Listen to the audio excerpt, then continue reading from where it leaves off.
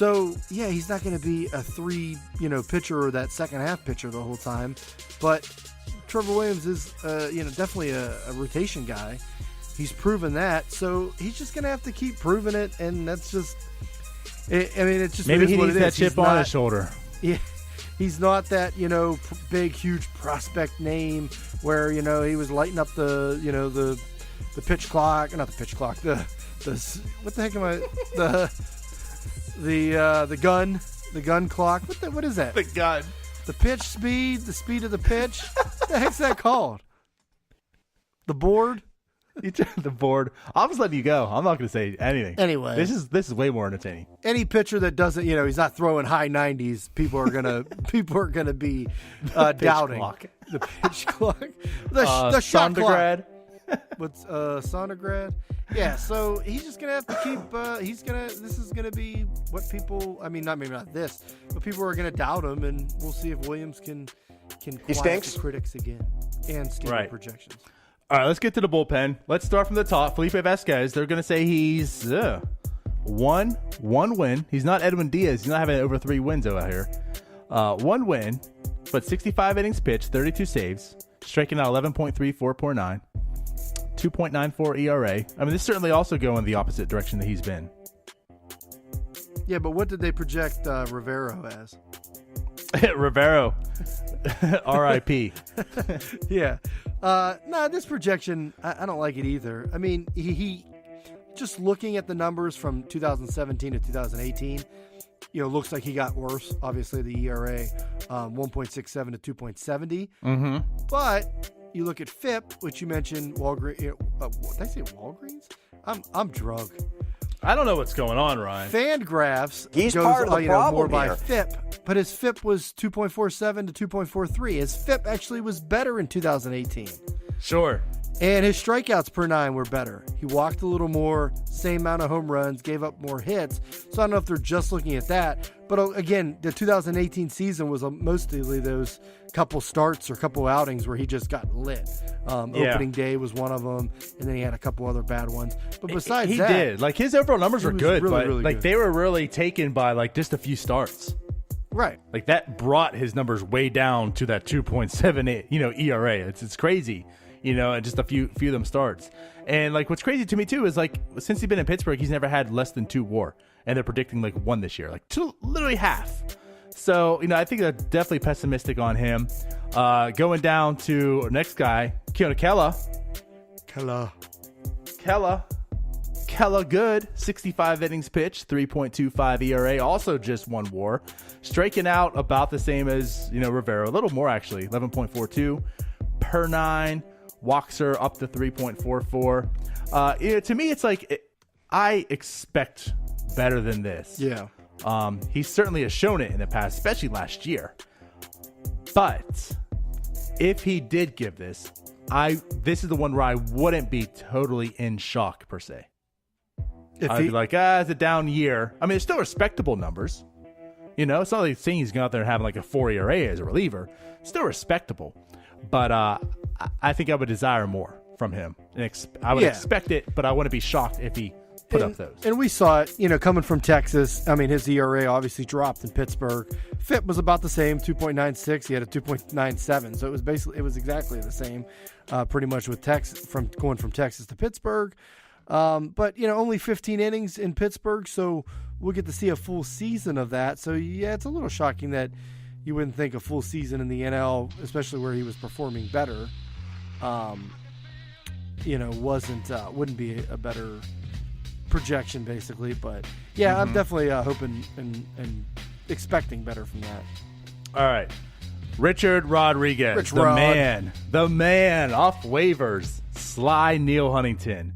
Outstanding season, but again, he was a waiver claim, so think about it. He was damaged goods from another team that didn't want him. They're projecting a 0.3 WAR, Ryan, 3.78 ERA in 55 innings. Again, if we're talking about strength, this bullpen, which he's all engaged in it, the strength is every bit part of him. 3.78 ERA from a reliever that you're counting on. That's not good. No, and FIP basically the same.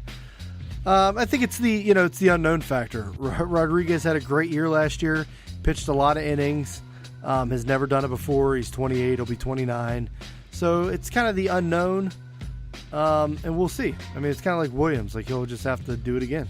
Sure. But the projection's a little surprising that it's basically they added a whole run to his run and a half to his projection. Speaking of added runs, Kyle Crick. I know he shocked us, so I'll say, like, had Kyle Crick had a 5 ERA this past year, I don't think many people would be shocked. Right. But he performed. He performed well. And now Steamers are saying that he's going to have a 4.05 ERA in 55 innings, equates to a .2 WAR. So again, the strength of the rotation seems very pessimistic, right? The strength of the bullpen starting to seem very pessimistic as well. And a clear drop-off. Vasquez, it's still good. Kella's still good. But the drop-off from there, right? And now, like I said, now with Crick, that's not that's not too good. And I don't get it either. Like, Crick going for, what do they have him at? A 4.05. I mean, even in San Francisco in 32 innings, the season in 2017, he had a 3.06 ERA. Right. And you look at these peripheral numbers. I mean, striking out almost 10 per 9. Didn't have a home run problem. Only gave up a couple, 3.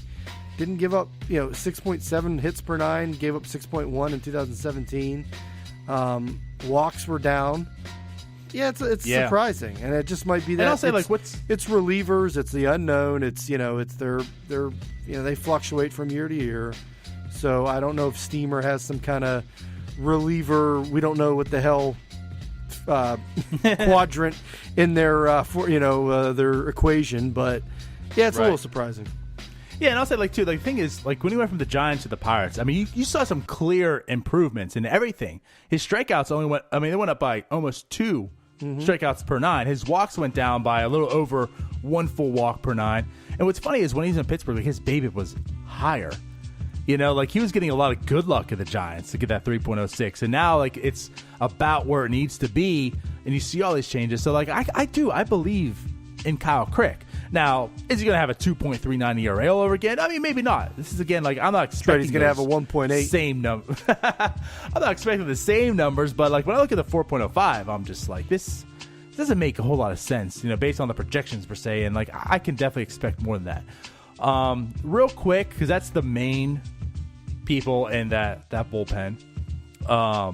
Clay Holmes, whatever. Michael Feliz, as we said last week, 40 innings, 3.95 ERA. I will take that. If that happens, if he's even on the team, I will take that. And that's what's so bizarre. They project Feliz, who was terrible with us, was terrible with the ERA department with Houston. You should be medicated. They project him for a better ERA than Crick. About the same as Rodriguez.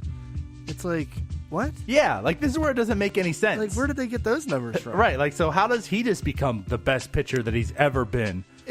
And you mentioned, Crick, the numbers got better. Crick, Rodriguez, Kella, all of these relievers that came over from another team, the numbers all got better with Pittsburgh. So It's weird to see them project them backwards so much, but then Michael Feliz does a jump up from, what did he hit? What the hell was his ERA finished? It was high 5, or was it even 6? 6, wasn't it? Hold on, let me go to it real quick. I'm pulling up the numbers. He ended with a 5.66 ERA. Now, though his FIP was a 4.3, I mean, he did per se pitch better. But still at that 4.13. That 4.13 would be the best ERA he ever had. Yeah, and then they're saying he's going to have a 3.95 ERA. I don't know. It's why we'll take it. Projections kind of boggle me. So let's kind of wrap this up. So we talked about the batters, talked about the pitchers. I think the batters, it's about what we expect with everyone. I mean, there's some adjustments, there's some things that we can see different. It's about right. I think with the pitchers, though, I think you and I both feel more optimistic about it than what the projections are saying. Yeah, absolutely. Based on this. It's just it's the bullpen. I mean, it's these guys. They're unknown. They're young, coming from another team. They had great years. So I mean, I get it that the projections are a little off, but yeah, I definitely are expecting better. The hitting wise, I mean, they seem to be about right. But yeah, the pitching ones are definitely a little discouraging. So, when they put the WAR out there, they put like the team, like right now the Pirates are like looking to be like the 6th best team in the majors because of the WAR. Now, free agency hasn't happened. Like this is based on whoever's on the team at the point of time right now. But, would you say that this looks like they're a bit pessimistic on the Pirates overall? Could this team be better with what it has? Did you say 6th best in the majors or the NL? NL. Oh, okay. I thought you said majors. If I said majors, I that's apologize. Pretty good. I was like, what are you talking about? Hey, listen. I don't care about the game like you. So, yeah, in the NL, they're projected to be like the last wild card. Right, that's what I mean, which would put you in at about, fighting for the playoff spot, the last playoff spot. So I think that makes sense overall.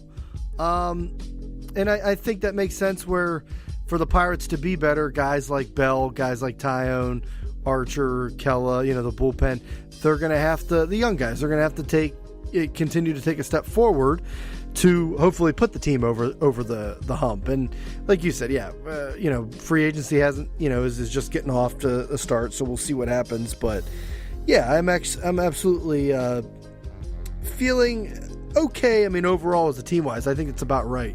As the 6th, and they're in a tough division too. Still, definitely need to add though. Yes, definitely. It's not a finished product. Absolutely not. So it's where we stand. The winter meetings are coming up when I'm home because I'm not going to be there, Ryan. You should still go. All right. You paying for my flight? I don't know about that. Okay. Well, you're a working man. You're in Pod Hub. You can do it. So, but yeah, I'm definitely excited, man. I cannot wait to see what transpires this offseason. Can't wait. So again, to recap, like I said, everyone just really be patient because the Pirates could do a lot of different things this offseason. So whatever that next move is, don't go like blowing smoke and going berserk and being crazy about what it is, because it's just a part of the next piece of this ultimate plan that's going to happen. Once March comes and it looks like shit, then we can all blow up together. There you go. But definitely give it time, because I think really this team could take a very unconventional approach this year, and it would make a lot of sense to me if they do. Get creative. So, finally get creative. He stinks. All right, Pony. So we're out of here. Yep, that's it. We'll catch y'all next week. I guess can't wait. Bye-bye.